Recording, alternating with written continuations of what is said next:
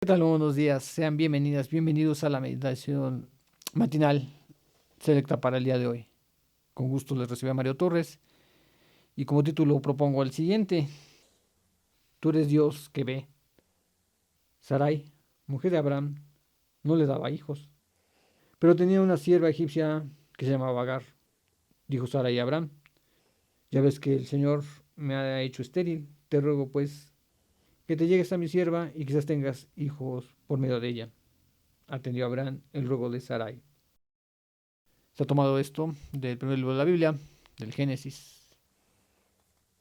El epígrafe bíblico pues nos pone ante la célebre escena de la supuesta esterilidad de Sarai, que posteriormente será Sara, y de Abraham, que será posteriormente Abraham. Que en situaciones y circunstancias muy humanas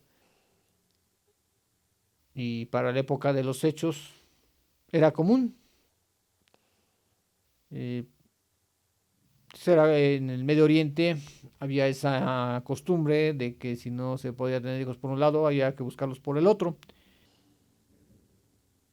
No estaban haciendo nada raro, nada fuera de lo común.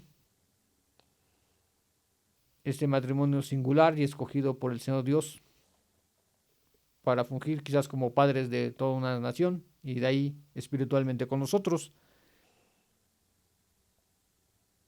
Pero les faltó un elemento en ese momento, quizás un elemento clave, que se llama fe. Y precisamente a Abraham se le dice el padre de la fe. Y quizás sí tenía fe, le creía a Dios desde un principio, pero empezaba a chocar con las circunstancias cotidianas, y de entre ellas era que pasaba el tiempo, y pensaba que Dios pues había olvidado de él, de que pues, quizás iba a ser difícil la esperanza de tener un hijo que fuera a formar una gran nación, y nada más alejado de ello. Insisto, a veces hasta el silencio es una respuesta de Dios, y fue en el caso de ellos. Ellos, como todo ser humano, veían las cosas muy prácticas. Si entre más pasa el tiempo, pues se nos está pasando el trolebús, por no decir el camello, para estar de acuerdo con la época. Se nos está pasando el tiempo de procrear. ¿Y cómo va a ser esto? Si sigue pasando el tiempo, la promesa no se cumple y quiso cortar camino Sara, ofreciendo a su sierva Abraham para que tuviera hijos por medio de ella. Al acceder a Abraham, tuvo un hijo que fue Ismael. También fue padre de naciones. Hay muchos conceptos fundamentalistas que quieren hacer de lado a Ismael como si Ismael fuera el malo e Isaac el bueno, que fue el que iba a tener posteriormente Sara con Abraham. Y no es así, si atendemos a la escritura, claramente dice que también Ismael fue bendecido por Dios y fue padre de una nación, y vemos ahí el tronco árabe. No tenemos por qué excluir a los demás, sino simplemente dar las cosas en su mero y auténtico contexto. Evidentemente la promesa del Señor Dios iba por otro lado, no sobre por el primero, sino por el segundo. Quizás el problema del primero es de que llegó cortando camino, llegó por medio de la duda que tuvieron Sara y Abraham.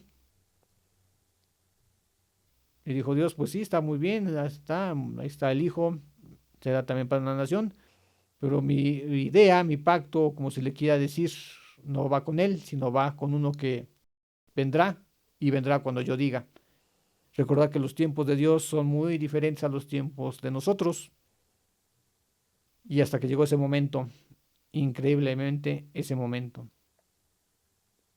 Llegó Isaac, padre también de otra gran nación, y llegó un momento difícil, pero llegó. Tan así que hizo reír a Sara, porque Dios hizo reír a Sara en su vejez. Y Abraham tuvo lo que él buscaba y anhelaba. Un Dios que ve, quizás no ve como nosotros queremos que vea, pero al fin y al cabo nos ve. Concluyamos en oración. Dios de Abraham, de Sara, de Agar, gracias porque hoy tus ojos estarán sobre mí y tus oídos permanecerán atentos al clamor de mi corazón. Todo eso te lo pedimos en el nombre de Jesús. Que así sea. Muchas gracias.